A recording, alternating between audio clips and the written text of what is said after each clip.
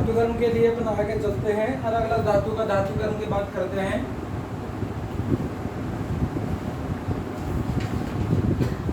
भिन्न भिन्न धातुओं का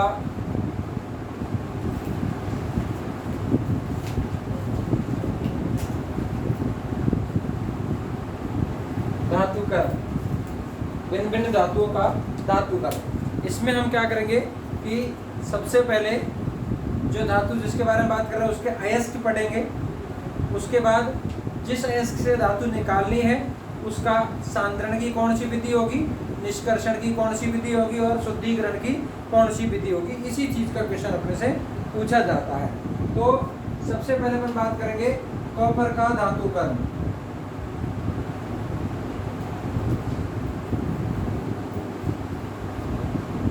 कॉपर का धातुकरण, मेटलर्जी ऑफ कॉपर, कॉपर का धातुकरण। तो अब इसमें अपन देखेंगे कॉपर के मुख्य अयस्क।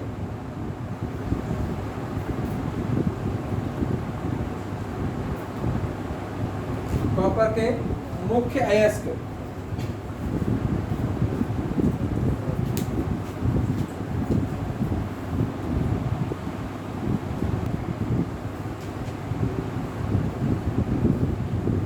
कॉपर के मुख्य अयस्क की अपन बात कर रहे हैं। कॉपर के मुख्य अयस्क हैं copper pyrites CuFeS2, copper glance Cu2S, ruby copper Cu2O, malaconite CuO, malachite green CuCO3 dot CuOH का whole twice, azurite blue 2CuCO3 dot CuH का होल ट्वाइस और अटैकेमाइट, अटैकेमाइट होता है CuCl2 डॉट 3CuOH का होल ट्वाइस। ये इसके मुख्य अयस्क हैं। तो सबसे इम्पोर्टेंट जनरली जो अपने को प्राप्त करते हैं कॉपर, वो कॉपर प्राप्त करते अपन कॉपर पायराइटिज से या कॉपर ग्लांस से, ठीक है। तो कॉपर पायराइटिज या copper glance, copper pyrites CuFeS2, copper glance Cu2S। इसके बाद इनको अपन ध्यान रख सकते हैं कि किसी एक लड़के की फ्रेंड थी रूबी, उसने रूबी को फोन किया, रूबी कॉपर Cu2O, उसने पूछा चले क्या मेलेकोनाइट, नाइट को मेले चले, चले क्या मेलेकोनाइट, उसने उसको ग्रीन सिग्नल दे दिया, बोला चल चलते हैं मेलेकोनाइट, है ना, green signal, malachite green signal दे दिया। उसने कहा वहाँ करेंगे क्या, उसने कहा नीली लाइट देखेंगे, एजुराइट ब्लू, है ना, नीली लाइट देखेंगे। लेकिन नीली लाइट देखते हुए घर वालों ने देख लिया, इसलिए उन्होंने अटैक कर दिया और अयस्क हो गया अटैकेमाइट।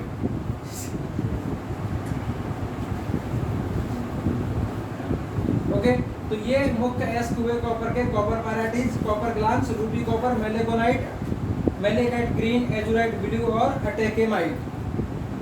अब एक एक लेके अपन एक एक मतलब जो मुख्य रूप से प्राप्त हो रहा है कॉपर किससे, कॉपर पायराइटिज और कॉपर ग्लांस से, तो वो कैसे प्राप्त हो रहा है वो अभी अपन इसमें बात करते हैं।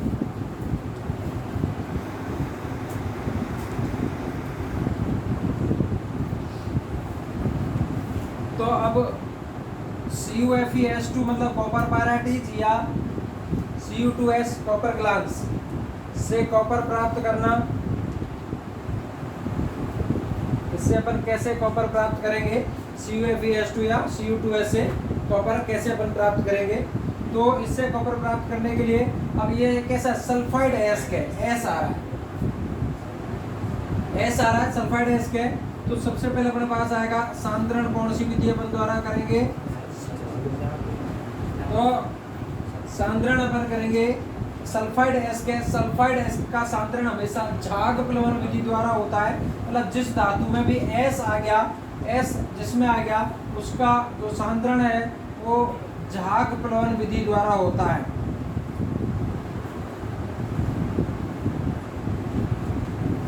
बाय फ्रोथ फ्लोटेशन मेथड झाग प्लवन विधि द्वारा होता है। और झाग प्लवन विधि क्या होता है अपन ने कल डिटेल में बताई है उसके बारे में बात, ठीक है। फिर सांद्रण के बाद हमारे पास आता है निष्कर्षण। निष्कर्षण कौन सी विधि द्वारा होगा, आपको ध्यान है कॉपर, आयरन और जिंक का निष्कर्षण कार्बन अपचयन विधि द्वारा होता है। तो निष्कर्षण होगा by carbon reduction method, carbon अपचयन विधि द्वारा।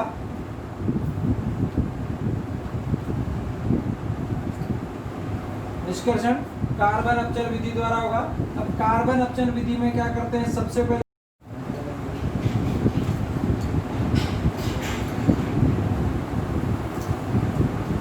तो कॉपर के शुद्धिकरण की दो विधियां हैं, दंड विलोडन जिसे अपन टॉलिंग कहते हैं, और एक है विद्युत अपघटन।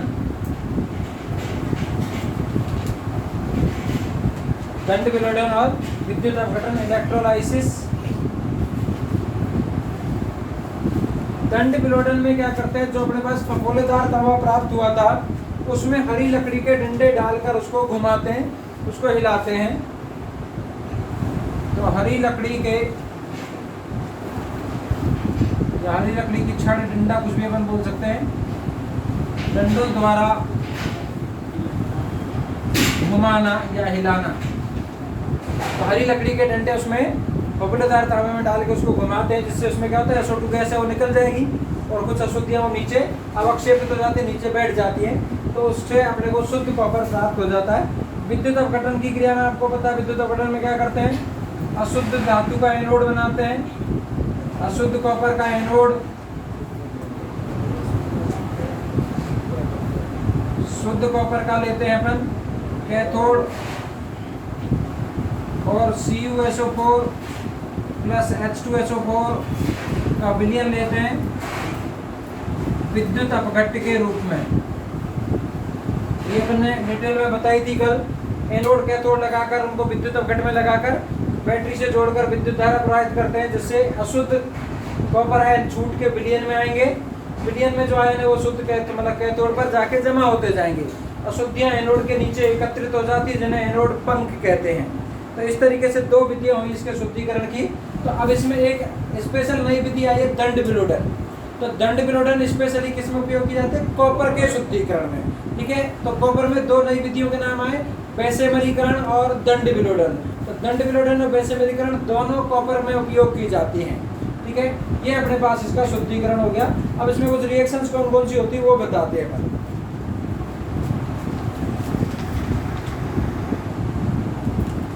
इसमें कौन कौन सी रिएक्शन होती है, कैसे होती हैं। सबसे पहले अपन क्या करवा रहे हैं, भर्जन करवा रहे हैं।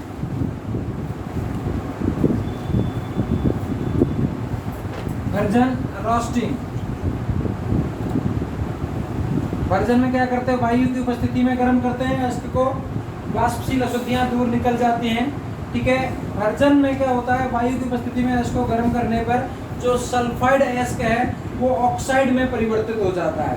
जो सल्फाइड एस्क है वो ऑक्साइड में परिवर्तित हो जाता है। तो इसमें जैसे क्या होगा, तो भर्जन करवा रहे हैं अपन CuFeS2। ये अपना कॉपर पायरेटिज हुआ, इसको अपन ने गर्म किया वायु की उपस्थिति में, एयर की प्रेजेंस में अपन गर्म कर रहे हैं वायु की उपस्थिति में। तो सबसे पहले ये जो है CuFeS2 दो भागों में टूटता है, और वो दो भाग होते हैं इसके Cu2S प्लस FeS, और एक्स्ट्रा सल्फर है जो SO2 सल्फर डाइऑक्साइड के रूप में बाहर निकल जाता है। ये संतुलन की बात हमारे पास हो गई इसमें।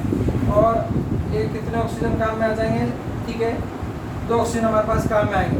CuFeS2 को गर्म किया वायु की उपस्थिति में, ये दो भागों में टूट गया, Cu2S plus FeS plus SO2 gas है वो बाहर निकल गई। अब ये दोनों फिर वापस ऑक्सीजन के साथ क्रिया करेंगे, मतलब इनका भर्जन होगा।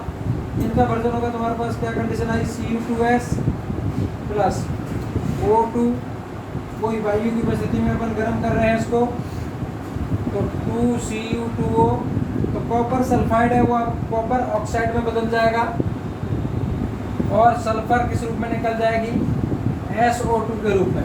सल्फर किस रूप में निकल जाएगी, 3 ऑक्सीजन। संतुलन की बात है, नहीं तो अब तो जरूरी नहीं है संतुलन करना। आप तो क्या करो, Cu2S लिया, ऑक्सीजन के साथ गर्म किया, ऑक्सीजन हट के उसकी जगह सल्फर हट के उसकी जगह ऑक्सीजन आ जाएगा, और सल्फर SO2 ग्रुप में निकल जाएगा। तो Cu2S से क्या बन जाएगा, Cu2O, और S है जो SO2 ग्रुप में निकल जाएगा।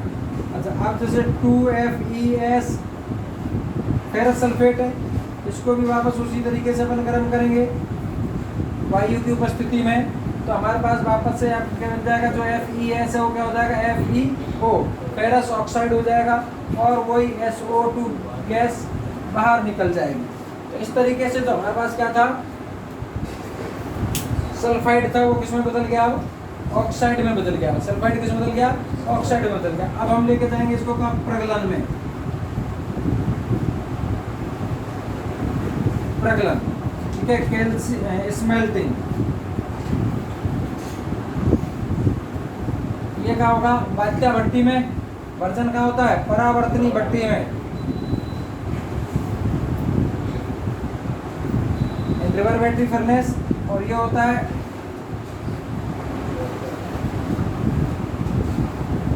बात्या भट्टी में, ब्लास्ट फर्नेस।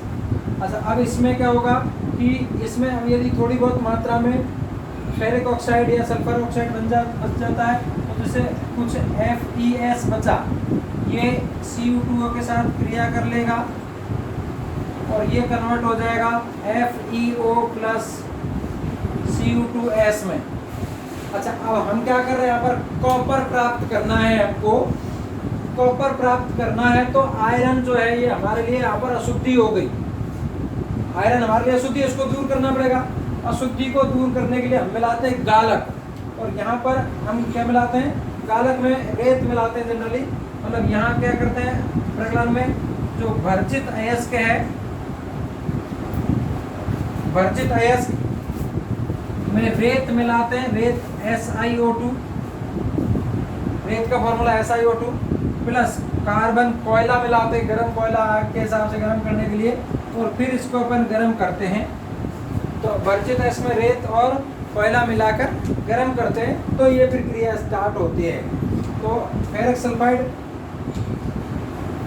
Cu2O के साथ cuprous oxide, ferrous sulphide cuprous oxide के साथ इसको गर्म कर रहे हैं, तो FeO और ये Cu2S, मतलब ऑक्सीजन और सल्फर एक्सचेंज हो जाएंगे इनके। अब ये हमारे लिए क्या हो गई, अशुद्धि। FeO यहाँ पर क्या है, अशुद्धि है, इम्प्योरिटी है। इसमें हमने मिलाया क्या, गालक मिलाया है SiO2, गालक मिलाया है, फ्लक्स, ये दोनों मिलके क्या बना देंगे, FeSiO3, धातुमल। धातुमल द्रव रूप में प्राप्त होता है, जिसे भट्टी के नीचे से अलग कर लेते हैं। तो ये भर्जन और प्रगलन की क्रिया हुई है, अभी उसकी बताएंगे वैसे मरीकरण की। तो भर्जन में परावर्तनी भट्टी में वायु की उपस्थिति में गर्म करते हैं, जिससे CuFeS2 दो भागों में टूटा, Cu2S और FeS। वापस Cu2S ऑक्सीजन के साथ क्रिया करके Cu2O में, मतलब S हटके O आ जाएगा सीधी बात, और S है वो SO2 के रूप में बाहर निकल जाएगा।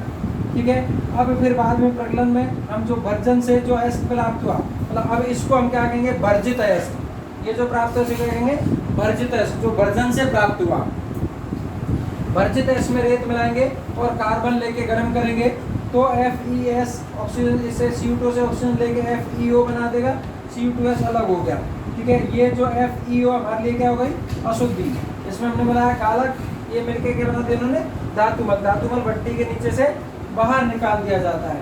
अब वैसेमरीकरण में क्या होगा वो बताते हैं। हालांकि ये क्रियाएं ज़्यादा इंपॉर्टेंट नहीं है, वैसेमरीकरण की एक रिएक्शन है जो इम्पोर्टेंट है, वो भी बताते हैं, पर वही मेनली अपने को ध्यान रखने की है।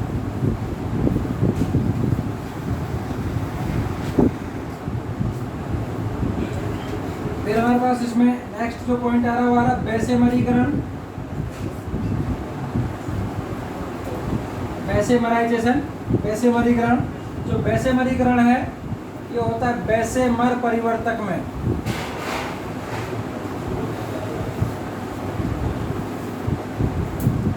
वैसेमर परिवर्तक भट्टी का नाम है जिसमें एक क्रिया होती है वैसेमरीकरण, और इस वैसेमरी जो परिवर्तक है इसमें कैल्शियम कार्बोनेट CO3 का स्तर लगा रहता है, परत रहती है अंदर की साइड में। जो वैसेमर परिवर्तक है, वैसेमर परिवर्तक में कैल्शियम कार्बोनेट CaCO3 का स्तर लगा रहता है। अब इसको अपन गर्म करते हैं, तो सबसे पहले जो कैल्शियम कार्बोनेट है CaCO3, ये क्यों लगाते हैं स्तर, उसके कारण बता रहे हैं। इसको गर्म करेंगे तो ये टूटेगा CaO कैल्शियम ऑक्साइड और CO2 गैस में, CO2 गैस निकल जाएगी बाहर। तो CaCO3 को गर्म करने पर कैल्शियम ऑक्साइड बन रहा है और CO2 बन रहा है। अच्छा, अब हमने मिलाया था प्रगलन में रेत मिलाई थी SiO2, रेत ने क्या किया, FeO के साथ मिलकर धातुमल बनाया FeSiO3, लेकिन वहां पर जरूरी नहीं कि सारी की सारी रेत काम में आ गई, थोड़ी बहुत रेत वहां पर और बच जाती है। अब वो रेत हमारे लिए क्या हो गई, अशुद्धि हो गई। रेत मिला के तो कॉपर निकालेंगे नहीं हम, तो उस रेत को भी हमें क्या करना पड़ेगा, निकालना पड़ेगा। तो निकालना पड़ेगा, उसके लिए ये H एक अलग काम करेगा। तो जो शेष बची हुई SiO2 है वो अब अशुद्धि हो गई, जो पहले गालक की तरह काम कर रही थी, और इसमें अब हमने क्या मिल गया, हमारे पास CaO प्राप्त हुआ जो गालक के रूप में आ गया, और ये हमारे पास बना CaSiO3 धातुमल। तो अब इसको अपन बाहर कर देंगे, बची हुई रेत बाहर निकल जाएगी। अब लास्ट में हमारे पास क्या बचा है, Cu2O बच रहा है कुछ मात्रा में, और थोड़ा सा FeO की वजह से Cu2S में बदला था। आपको ध्यान होगा FeS प्लस Cu2O की क्रिया हुई थी, तो वहां से FeO प्लस Cu2S बना, ठीक है। तो अब ये Cu2S बचा हुआ है कुछ, और Cu2O ज़्यादा मात्रा में हमारे पास बचा हुआ है। तो 2Cu2O प्लस 2 Cu2S, इसको गर्म किया, अब ये हमारे पास बन जाएगा 6Cu प्लस SO2। ये गैस बाहर निकल गई, और ये हमारे पास प्राप्त हुआ द्रव कॉपर या द्रव तांबा। तो अब इसमें जो सबसे इम्पोर्टेंट रिएक्शन है वो यही है, बाकी कोई ध्यान रहे नहीं रहे, ये इसकी इम्पोर्टेंट रिएक्शन है कॉपर निष्कर्षण की। लास्ट में कॉपर निष्कर्षण कैसे हो रहा है, तो 2Cu2O प्लस Cu2S को गर्म कर रहे हैं, 6Cu प्राप्त हो रहे हैं, द्रव कॉपर इसको बोल रहे हैं। इसी को ठंडा करने पर खपोलेदार तांबा प्राप्त होता है। तो ये इसका प्रोसेस है कि कॉपर कैसे निकाला जाता है। बाकी इसमें ज़्यादा लंबा चौड़ा क्वेश्चन है नहीं, सीधा क्वेश्चन। वैसेमरीकरण किसमें होता है, कॉपर में। दंड विलोडन किसकी विधि है, कॉपर के शुद्धिकरण की, ठीक है। ये मेन इंपॉर्टेंट 2 क्वेश्चन इसमें बनते हैं, और एक इस रिएक्शन का बन सकता है, ठीक है।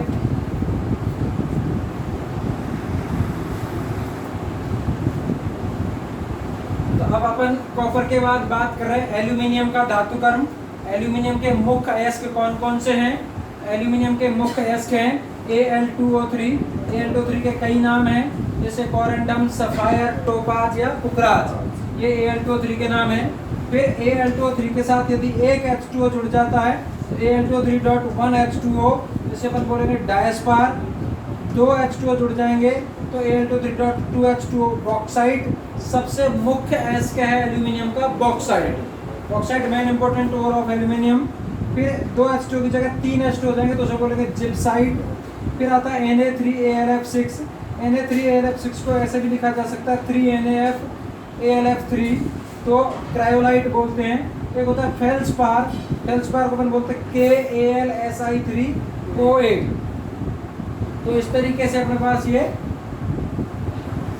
एल्यूमिनियम के अयस्क होते हैं। अब जो एल्यूमिनियम प्राप्त करते हैं हम मुख्य रूप से प्राप्त करते हैं बॉक्साइट से। तो बॉक्साइट से अपन अब एल्यूमिनियम प्राप्त करेंगे।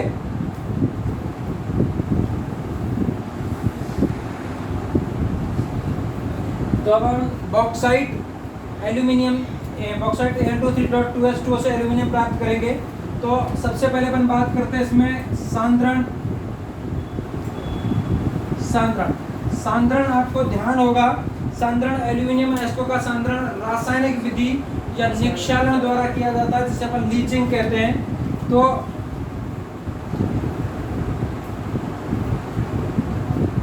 रासायनिक विधि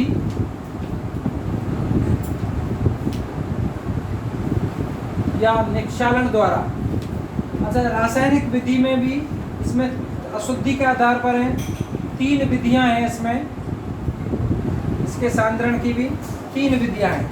अब जो बॉक्साइट है, बॉक्साइट में 2 प्रकार की अशुद्धि होती है। बॉक्साइट में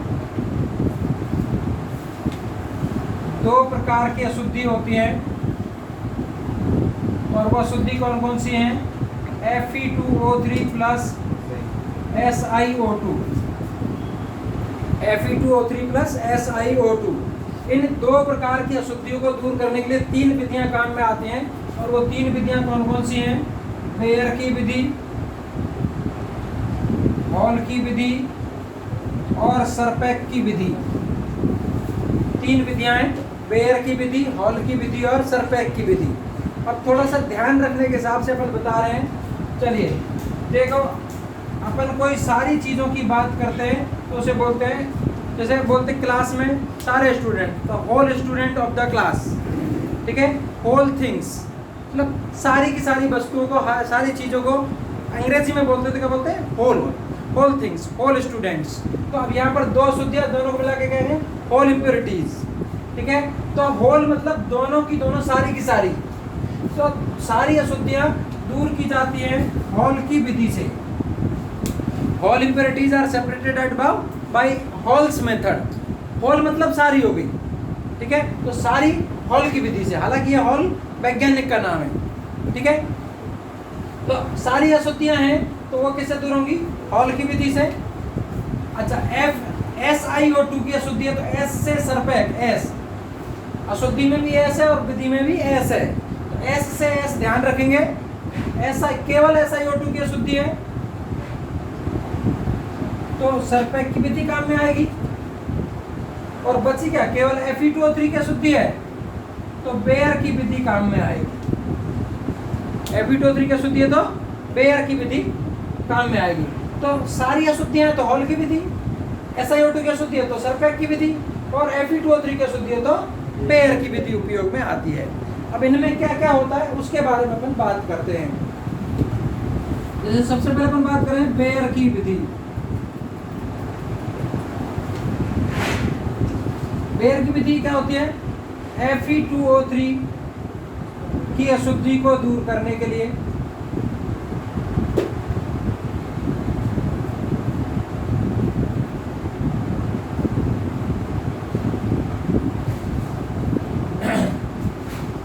Fe2O3 की अशुद्धि को दूर करने के लिए बेयर की विधि उपयोग में आती है। अच्छा, इसमें क्या होता है कि जो बॉक्साइट है, बॉक्साइट का सूत्र है Al2O3.2H2O। बॉक्साइट को हम NaOH के साथ गर्म करते हैं, इसको धीरे धीरे हिलाते रहते हैं और गर्म करते रहते हैं। NaOH के साथ गर्म करते हैं तो हमारे पास प्राप्त होता है NaAlO2। NaAlO2 इसमें हमारे पास प्राप्त होता है, जिससे हम कहते हैं sodium Meta aluminate. Sodium Meta aluminate, sodium Meta aluminate हमारे पास प्राप्त होता है। इस सोडियम मेटा एल्यूमिनेट का जल अपघटन करवाते हैं, जल के साथ इसको गर्म करते हैं तो हमारे पास प्राप्त होता है AlOH का होल थ्राइस, इसे हम बोलते हैं एल्यूमिनियम हाइड्रोक्साइड।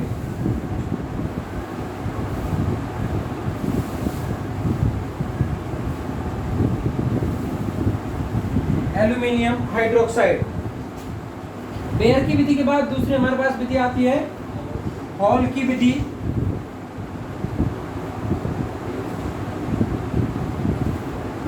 तो हॉल की विधि दोनों अशुद्धियों को दूर करने के काम आती है। Fe2O3 एवं SiO2 दोनों अशुद्धियों को दूर करने के लिए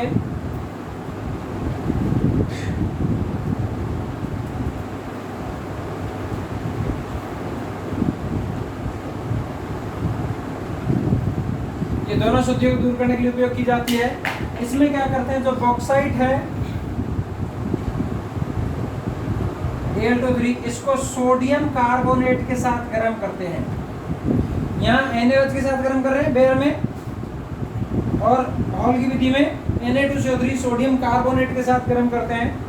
सोडियम कार्बोनेट के साथ गर्म करने पर यहाँ पर भी वही NaAlO2 सोडियम मेटा एल्यूमिनेट प्राप्त होता है। NaAlO2 सोडियम मेटा एल्यूमिनेट प्राप्त होता है। इस सोडियम मेटा एल्यूमिनेट का वापस वही हम क्या करवाते हैं, जल अपघटन करवाते हैं। जल अपघटन करवाने पर हमारे पास वापस से AlOH का होल थ्राइस एल्यूमिनियम हाइड्रोक्साइड प्राप्त होता है। AlOH का होल थ्राइस एल्यूमिनियम हाइड्रोक्साइड प्राप्त होता है। फिर जो तीसरी विधि हमारे पास है वो है सरपैक की विधि।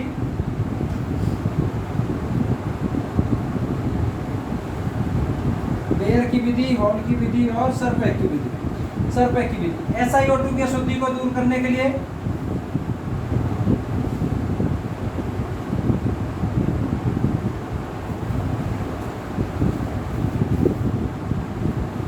इसका उपयोग होता है SiO2 की अशुद्धि को दूर करने के लिए।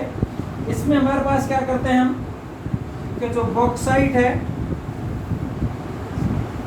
उसको कार्बन और नाइट्रोजन गैस के साथ गर्म करते हैं, कार्बन और नाइट्रोजन गैस के साथ गर्म करते हैं, तो हमारे पास प्राप्त होता है ALN, एल्यूमिनियम नाइट्राइड।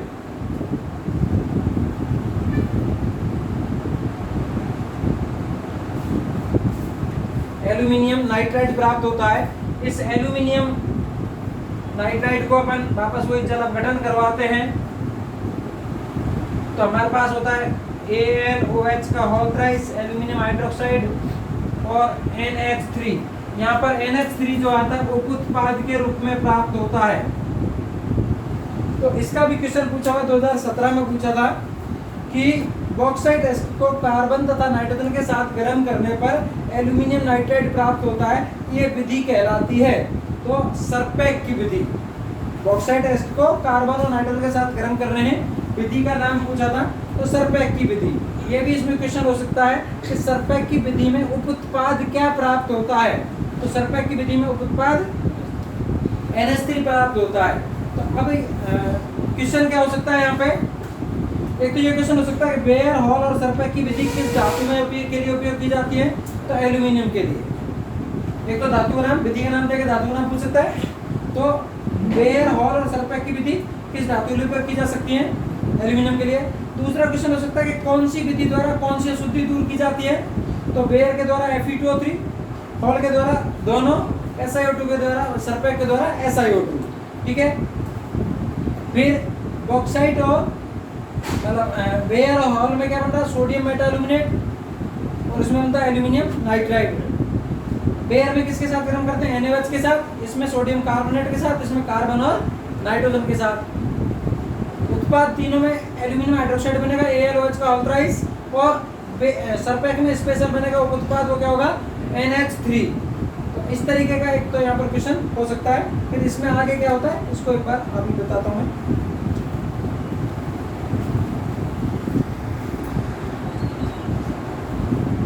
फिर अब अपने पास हॉल की विधि, बेयर की विधि और सरपेक की विधि, तीनों विधियों में लास्ट में प्राप्त हो रहा है AlOH का होल थ्राइस। तो जो AlOH का चाहे किसी भी विधि से अपन प्राप्त कर रहे हैं, AlOH का होल थ्राइस आ रहा है, इसका हम करते हैं निस्तापन, कैल्सिनेशन, निस्तापन। और निस्तापन में आप क्या जानते हैं कि वायु की अनुपस्थिति में गर्म करते हैं, तो वायु की अनुपस्थिति में गर्म करेंगे, अनुपस्थिति में गर्म करना निस्तापन कहलाता है। यहाँ से इसमें से जल के अणु निकल जाते हैं और Al2O3 प्राप्त होता है, और ये जो Al2O3 है इसको बोलते हैं एल्यूमिना। तो अब ये भी एक क्वेश्चन हो सकता है कि बॉक्साइट के निष्कर्षण से क्या प्राप्त होता है, तो लास्ट में क्या प्राप्त हो रहा है, एल्यूमिना, क्योंकि तीनों में पहले आ रहा है AlOH का होल थ्राइस, मतलब सांद्रण से AlOH का होल थ्राइस, इसका निष्कापन किया तो क्या बना, एल्यूमिना। तो बॉक्साइट का जो सांद्रण से प्राप्त होगा उसे क्या बोलेंगे अपन, एल्यूमिना। अब इसके बाद इसका अपन क्या करवाएंगे, निष्कर्षण करवाएंगे। सांद्रण हुआ भी तो अब निष्कर्षण होगा, तो इसका जो निष्कर्षण होता है वो होता है विद्युत अपघटन द्वारा।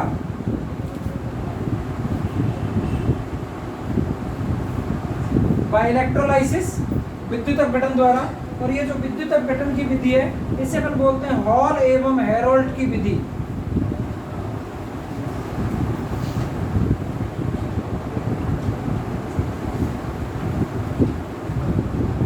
हॉल एवं हेरोल्ड की विधि। तो इसका निष्कर्षण विद्युत अपघटन द्वारा होगा, और उस विद्युत अपघटन की विधि का नाम क्या है, हॉल एवं हेरोल्ड की विधि। इसमें क्या करते हैं अपन, निष्कर्षण में देखें कैसे क्या करते हैं कि एनोड जो लेते हैं, अब यहाँ पर अशुद्ध शुद्ध नहीं लेंगे, अशुद्ध धातु का शुद्ध धातु का जो एनोड कैथोड लेते हैं ना, वो शुद्धिकरण की क्रिया में लिया जाता है। ये शुद्धिकरण नहीं है, ये निष्कर्षण है। तो यहाँ पर हम एनोड लेते हैं ग्रेफाइट की छड़, और ग्रेफाइट क्या था, कार्बन।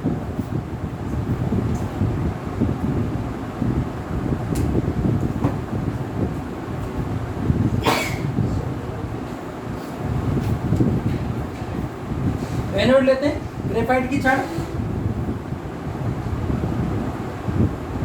कैथोड हम लेते हैं कार्बन का अस्तर लगा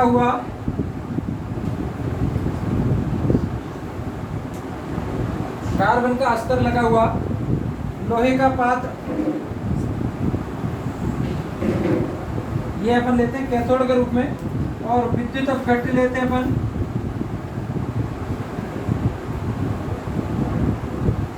एक तो Al2O3 एल्यूमिना, एक Na3AlF6 क्रायोलाइट और एक लेते हैं CaF2 फ्लोरस्पार। तो ये एल्यूमिना हुआ, ये क्रायोलाइट,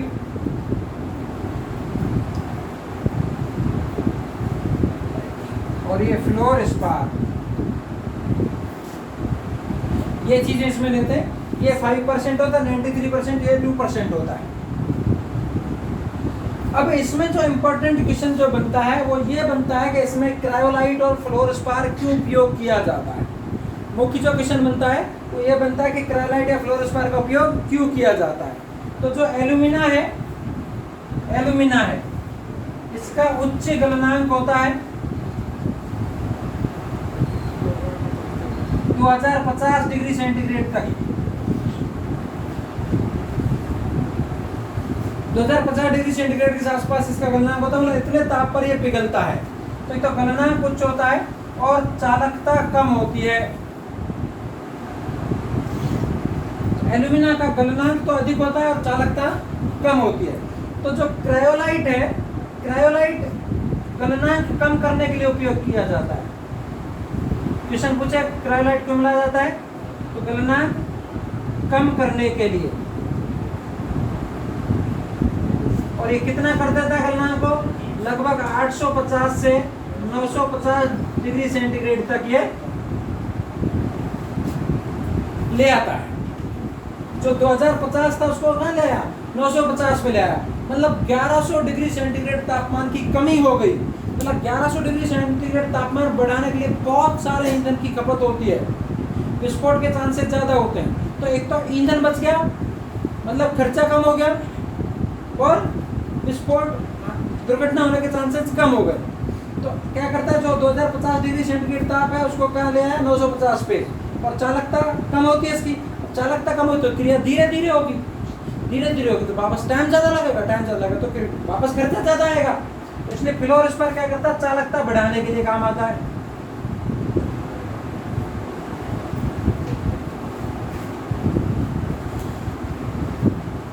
तो इस तरीके से विद्युत अपघट्य में एल्यूमिना में क्रायोलाइट और फ्लोरस्पार मिलाते हैं। क्यों मिलाते हैं, क्योंकि एल्यूमिना का गलनांक बहुत अधिक होता है, चालकता कम होती है। गलनांक कम करने के लिए इसमें क्रायोलाइट मिलाया जाता है, जो इसके गलनांक को 850 से 950 डिग्री सेंटीग्रेड तक कम कर देता है। और CaF2 फ्लोरस्पार मिलाते हैं, जो इसकी चालकता को बढ़ा देता है। यही इसमें क्वेश्चन होता है। ठीक है, ये आप देखें, फिर इसकी शुद्धिकरण की बात करते हैं। तो निष्कर्षण के बाद इसका अपन करते हैं एल्यूमिनियम का शुद्धिकरण।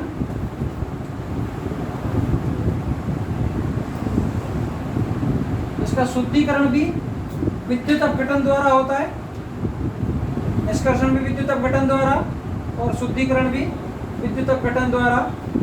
निष्कर्षण के जो विद्युत अपघटन की विधि है उसका नाम है हॉल एवं हेरोल्ड की विधि, और इसका नाम है हुक की विधि। तो ये अलग अलग जो नाम आ रहे सारे स्पेशल नाम आ गए यहाँ पर, बेयर, हॉल, सरफेक, ये तो इसके सांद्रण की विधियां हो गई एल्यूमिनियम के लिए। हॉल और हेरोल्ड की विधि इसके निष्कर्षण की विधि हो गई, और हुक की विधि इसके शुद्धिकरण की विधि हो गई। तो अब ये विधियों के नाम से भी क्वेश्चन हो सकता है कि ये विधि किस धातु में उपयोग की जाती है, तो वो अपने को ध्यान रखना है। जैसे अपन हुक की विधि कहते हैं। अब इसमें हुक की विधि में जो हमें निष्कर्षण से जो एल्यूमिनियम प्राप्त हो रहा है वो द्रव रूप में प्राप्त होता है। जो हेल और हेरोल्ड की विधि से हमें एल्यूमिनियम प्राप्त हुआ वो द्रव रूप में प्राप्त हो रहा है। अब हमारे पास यहाँ पर एल्यूमिनियम आया वो द्रव रूप का आएगा, इसलिए अपने को अब विद्युत अपघटन में एनोड कैथोड अपन शुद्ध अशुद्ध धातु के लेते हैं। इसमें क्या होता है, जैसे इस तरीके का इसकी एक पट्टी रहती है विशेष प्रकार की, मैं वैसे आउटलाइन के हिसाब से बता रहा हूँ।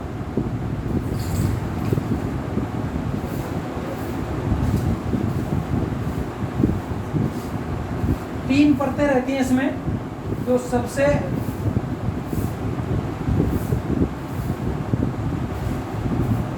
नीचे वाली परत है, एक इसमें ये मध्य परत रहती है और एक इसमें ये ऊपरी परत रहती है।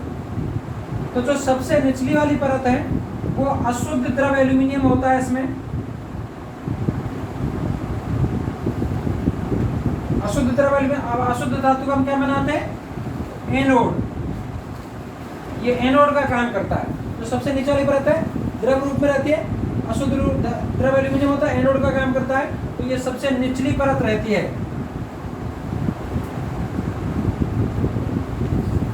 इसके बाद जो मध्य परत है इसमें लगभग कैल्शियम, बेरियम, सोडियम आदि के फ्लोराइड रहते हैं, आदि के फ्लोराइड रहते हैं जो कि विद्युत अपघट्य का काम करते हैं।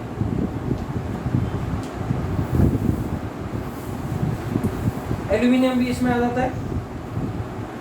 एल्यूमिनियम, कैल्शियम, बेरियम, सोडियम आदि के फ्लोराइड रहते हैं जो विद्युत अपघट्य का काम करते हैं। और जो इसमें जो बेरियम फ्लोराइड है BaF2, पूछ ले कि BaF2 का इसमें क्या काम है? तो ये इसमें घनत्व प्रदान करता है, डेंसिटी प्रोवाइड करता है।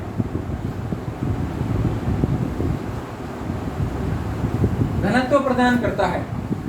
जो सबसे ऊपर है वो है शुद्ध द्रव एल्यूमिनियम रहता है। इसमें शुद्ध द्रव एल्यूमिनियम, शुद्ध द्रव एल्यूमिनियम जो है वो किसकी तरह काम करता है? कैथोड की तरह काम करता है। और ये ऊपरी परत होती है, सबसे ऊपर वाली परत है ये। अच्छा, अब ताप की कहानी नहीं हो इसलिए इसके ऊपर क्या करते हैं? कुछ कार्बन का चूर्ण डाल देते हैं। इसके ऊपर कार्बन का चूर्ण बुरादा करके, मतलब कोयले का चूर्ण एक तरह से वो डाल देते हैं ताकि वो गर्मी बाहर नहीं निकलती, ताप स्थिर रहता है। एक ये चीज। अच्छा, यहाँ पर ऐसे एक टोंटी लगा के रखते हैं, नल लगा के रखते हैं। अब क्या होता है कि अब इसमें विद्युत धारा प्रवाहित करते हैं अपन। इसके पैरेलल में एक बल्ब लगा रहता है।